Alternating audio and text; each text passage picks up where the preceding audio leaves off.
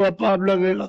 वही तुलसीदास जी, कोई मैं दूसरी बात नहीं कहता हूँ कि जिन्होंने 7 कांड रामायण बनाई और उन्होंने दूसरी घट की रामायण पहले तैयार की है, तो उसमें तो उन्होंने सब कुछ लिखा, लेकिन जब देखा कि ये सब कुछ है तो उन्होंने उस रामायण का उन्होंने शुरुआत कर दी और थोड़े दिन में बना दिया। उन्होंने तो सारा ब्रह्मांडों का समाचार लिखा है, यहाँ का कुछ नहीं लिखा।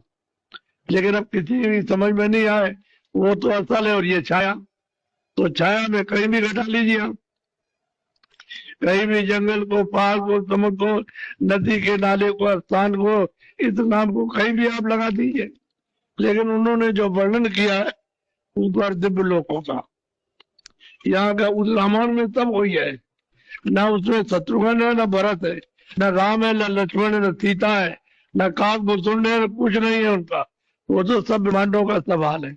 अब जो उधर जाएगा वो तो समझेगा, नहीं जाएगा तो नहीं। तो ब्राह्मण सब विरोधी हो गए।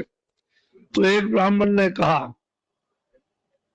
कि भाई आप लोग इतना विरोध करते हो तो आपने उसको देखा? लगे आपने देखा तो नहीं है। तो आपने उसकी बात सुनी है?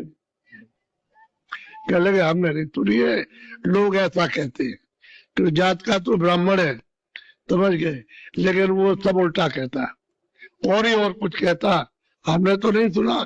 तो आप इतने बड़े काशी के विद्वान और आप उसके पास नहीं गए और जाकर के सामने देखते और 2 बातें उनसे पूछते और सुनते तो आपकी संगत समाधान होती।